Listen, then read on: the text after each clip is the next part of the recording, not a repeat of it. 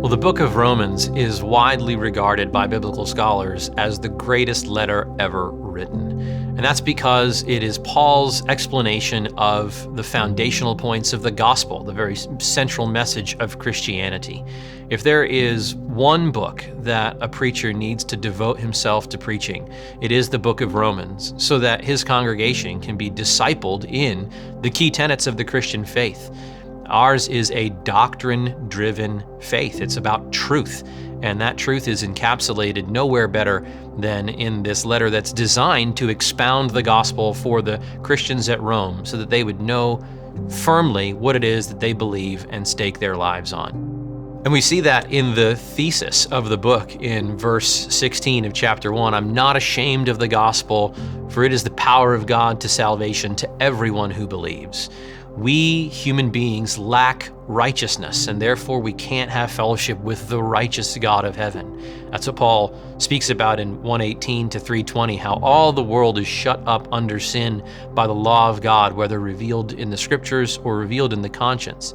And yet he starts in verse 21 of chapter 3 all the way through to chapter 5 to say that the righteousness of God has been revealed apart from the law in the person of Jesus Christ by believing in his works, not our works, in his death and sparing us from punishment.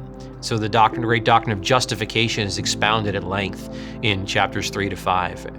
And then in chapters 6 to 8, you have the believer's sanctification, our daily walk with Christ as we live a life that befits our calling as Christians, where we look more and more like Jesus as the days go by grace.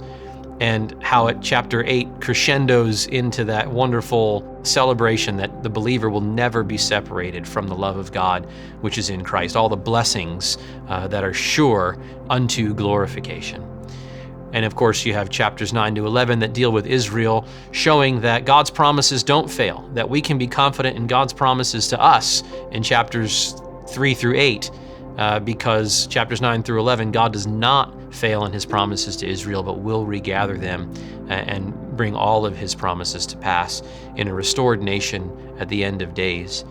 And then in chapters 12 to 16, we get that wonderful practical instruction on how we apply all the doctrine that Paul has taught us from chapters 1 through 11. Now, how do we live? How do we walk practically along with one another in the church, serving one another, using our spiritual gifts, submitting to one another and bearing with one another. So it's a book that you can't possibly miss. It's got what every Christian needs to know and what every Christian needs to practice. Make Romans a priority in your preaching ministry.